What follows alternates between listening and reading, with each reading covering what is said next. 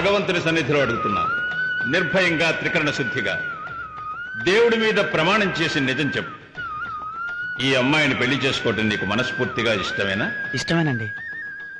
ఈ అమ్మా, ఈ అబ్బాయిని పెళ్లి చేసుకోవటం నీకు ఇష్టమేనా? ఏంటి సిగ్గుపడుతున్నావా? ఇలా చూడు, సంప్రదాయ ప్రకారం నువ్వు నోరు తెరిచి ఇష్టమేనని చెబితేనే ఈ పెళ్లి జరుగుతుంది. తలెత్తి చూడమ్మా. అయితే ఈ పెళ్లి చేసుకోవటం నీకు ఇష్టం లేదా? నేను ఇంకొకరిని ప్రేమించానండి. చిన్నపిల్లండి, ఏదో తెలియక మాట్లాడింది. తమరి పెళ్లి జరిపిస్తే అన్నీ సర్దుకుపోతాయి.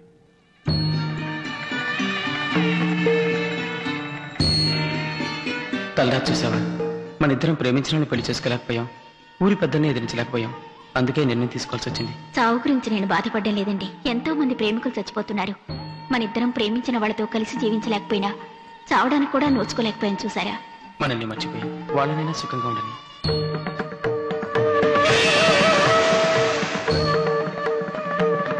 నేను చేసిన తప్పుకు ప్రాయశ్చిత్తంగా నా యావదాస్తిలో సగభాగం ఈ గుడికి రాసిస్తున్నాను.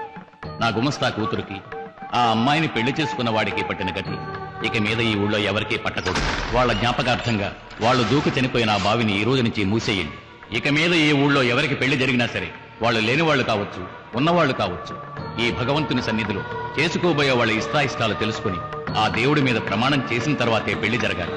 అలా జరిగే పెళ్లికి తాళినిచ్చి సారినిచ్చి నా కుటుంబం జరిపిస్తుంది. నా తదనంతరం నా వారసులు కూడా ఇదే విధంగా ఈ ఊళ్ళో ప్రతి పెళ్లి జరిపించాలని నా ఆశ. తాళి కడితే అన్ని అవే సర్దుకుపోతాయండి. మీరు పెళ్లి జరిపించండి. మా వంశపారంపర్యంగా వస్తున్న సాంప్రదాయాన్ని నేనిప్పుడు మార్చలేను. ఈ ఊళ్ళో జరిగే ప్రతి వివాహానికి కన్న వాళ్ళ అంగీకారం కన్నా చేసుకోబోయే వాళ్ళ అంగీకారమే ముఖ్యం. ఇష్టం లేని ఏ వివాహం ఈ ఊళ్ళో జరగకూడదు. అటువంటి వివాహాన్ని ఏనాటికి నా వంశీకులు చెయ్యరు. ఈ ఊరి కట్టుబాటు ఏమిటో మీకు తెలుసు కదా. మీ అమ్మాయి మనసారా ఎవరిని ఇష్టపడుతుందో అతనికే ఇచ్చి తనకు వివాహం చేయాలి. అది మీరు ఇంకెవరికైనా ఇచ్చి వివాహం చేస్తే మీ కుటుంబానికి ఈ ఊళ్ళో స్థానం ఉండదు. మీ జీవితం కన్నా మీ పిల్లల జీవితమే ముఖ్యం. మనసుకి ఇష్టం లేని వివాహం చేసుకుని వాళ్ళు బావిలో దూకి చావటం కంటే వాళ్ళకి ఇష్టం లేని పెళ్లి చేయటానికి మీరు తీసుకొచ్చారే ఆ తాళి, దాన్ని బావిలో పడేయటమే మన ఊరు అలవాటు. రే, బావిని తెరవండి రా.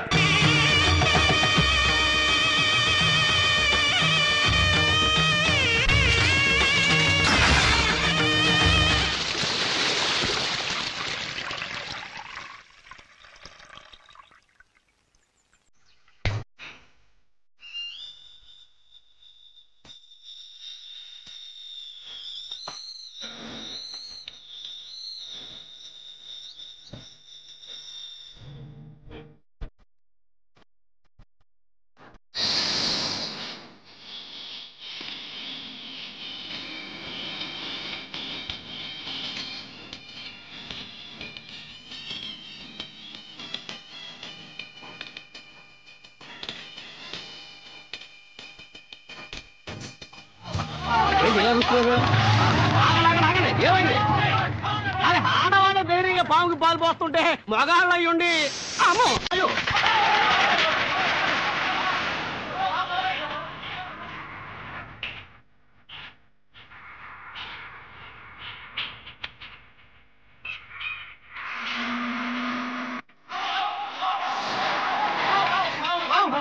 అమ్మగారు వచ్చారు.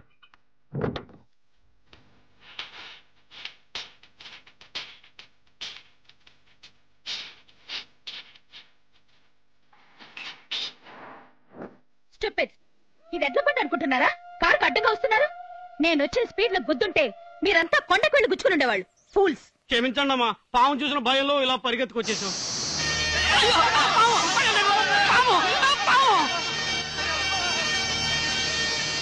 సాగుకొట్టుండ్రా దాన్ని. అయ్యో వద్దమ్మా, అది దేవతమ్మా, ఎవరిని ఏమి చేయదు. దయచేసి ఆ పాము చంపకండి. చైతి, నా ఇంట్లో పనిచేసేదానివి నా చెయ్యి తాకి మాట్లాడేంత పొగరొచ్చిందా? ఏంట్రా చూస్తూ నుంచున్నారు? ఆ పాము చంపనానా? చంపకండి.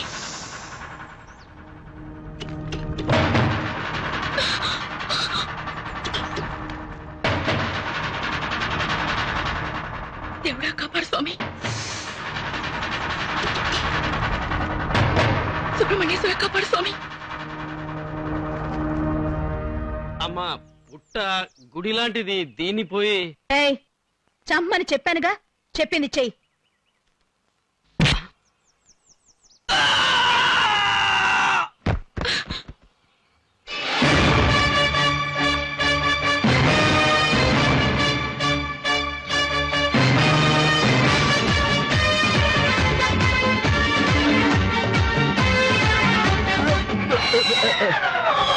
తోలుల్చి పారేస్తాను పాడావా. ఏంటన్నయ్య నరసింహ ఏం తప్పు చేశాడని అటు తిడుతున్నావు? ఇలా చూడు, అసలు వీడు ఎవరిని అడిగి చేసే పని వదిలిపెట్టి అక్కడి నుంచి ఇక్కడికి వచ్చాడో అడుగు. అవును, పెద్ద పని, కలెక్టర్ పని, రాత్రి పగలు మెకానిక్ షాప్ లో కష్టపడే పని. ఏ అన్నయ్య నరసింహ ఎంత పెద్ద చదువు చదివాడు? బీకాం చదివి ఇంజనీర్, న్యాయంగా కాంట్రాక్ట్ తీసుకుని కదా పనిచేయాలి. అయ్యో బాబాయ్, అది బీకాం కాదు, బిఈ ఇంజనీరింగ్. అదే కదా నేను ఉంది. అంత పెద్ద చదువు చదివి మన కుటుంబంలో పుట్టి ఆ పనే చేయాలా? తమ్ముడు, నా బిడ్డ సంపాదించి తీసుకొస్తే నేను కాలు మీద కాలు వేసుకొని సుఖపడాలనుకుంటున్నానా? వాడు ఇక్కడుంటే ఏమైనా ఊరికే ఉంటాడా? అడ్డమైన మూకతో తిరుగుతూ ఉంటాడు, అందరితో గొడవలు పెట్టుకుంటాడు, కొట్లాట కేసులో ఇరుక్కుంటాడు. అందుకే వాడిని ఎంత దూరం పంపింది. ఇంత కష్టమైన పనిలో వాడిని ఎందుకు చేర్చానంటావు?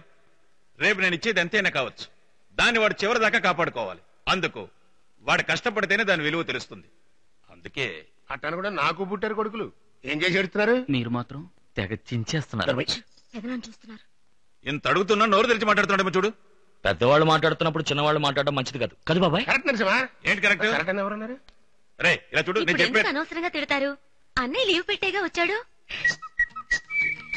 మళ్ళా పనిలోకి వాడు లీవ్ పెట్టి వచ్చాడని నీకెలా తెలుసు? అది అది నా నిశ్చితార్థానికి రమ్మని నేనే లెటర్ రాశాను. ఏమిటా అనుకున్నాను అన్న మీద ఇంత ప్రేమ చూపిస్తూ ఉంటే. అసలు నీకు ఇంట్లో ఇంత ధైర్యాన్ని ఇచ్చింది ఎవరు? అమ్మా, ఎవరు? అమ్మే లెటర్ రాయమని చెప్పింది. ఏమిటా? ఏమండి, రక్తపోటు అండి. రక్తపోటు మాత్ర వేసుకోవాలండి. అదే పాలు.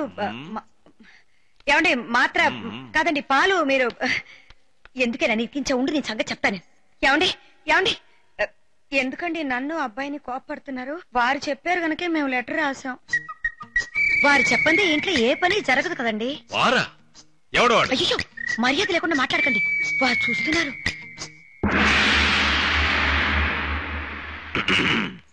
సరే సరే, నేనే లెటర్ వేయమన్నాను. ఎందుకని? ఇంట్లో ఒక శుభకార్యం జరుగుతోంది, మన అబ్బాయి కూడా రావాలి అని. అందుకని అందరి ముందు గుట్టు రట్టు చేయమన్నానా? అసలే నీ కొడుకు తుంటరి. నేనింత గారం చేస్తున్నానని వాడికి తెలిసిందో. అన్నయ్య నువ్వే రమ్మని లెటర్ రాసి ఇప్పుడు తిడుతున్నట్టుగా నటిస్తున్నావే, అద్భుతమైన నటనయ్య. మాకు కూడా కాస్త నేర్పచ్చు కదా. నువ్వే వాళ్ళకి నేర్పు. అందరితో వేడుకు చూస్తున్నావా?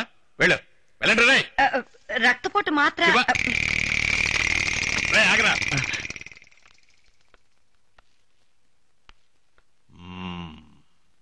వేళకు తింటున్నావా? తిన్నానా? లేక తిరుగుతున్నావా? లేదు. అది చూసి చాలా రోజులైంది కదా, చూడాలనిపించింది, అందుకే లెటర్ రాయమన్నా. నిశ్చితార్థం అవగానే నువ్వేం వెళ్ళక్కర్లేదు. అలాగే. ఓ నెల రోజుల తర్వాత వెళ్ళొచ్చు, పర్వాలేదు. అలాగే అలాగేనా? నువ్వు స్టైల్గా అదే సెల్యూట్ కొడతావే, కొట్టు చూద్దాం. అయ్యో మీ ముందు?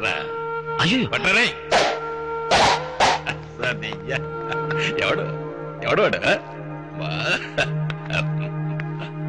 రే గౌరాజు, ఏటండి శాల్వా తీసురా. వస్తున్నాండి. సెలవు రెడీ అండి, ఇందండి వేసుకోండి. కొట్టారేటండి? సెలవు బాగానే ఉంది కదండి, నేనైనా చించి తెచ్చారేటండి. నేను ఆ పార్టీ మార్చి వారం రోజులు అయిపోయింది. వారం అయిపోయిందేటండి? ఈ సంగతి ముందుగా నాకు చెప్పాలి కదండి.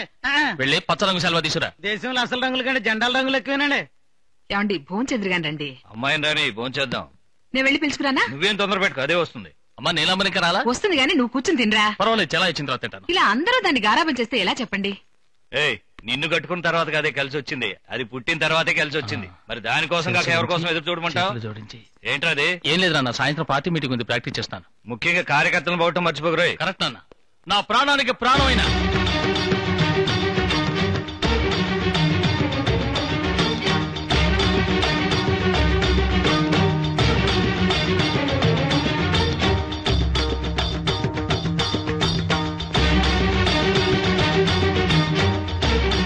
ఇదే సంగతి.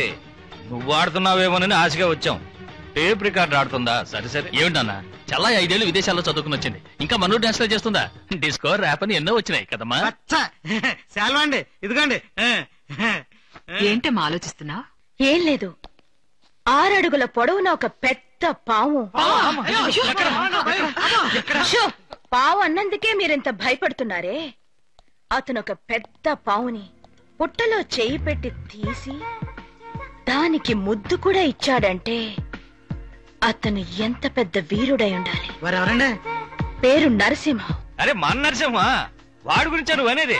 వాడు 6 ఏళ్లప్పుడే 6 అడుగుల పావును పట్టుకున్నాడు. నా చెల్లెలు కొడుకమ్మా, ఏమో చెప్పలేదా నువ్వు? నీకు బావవుతాడమ్మా.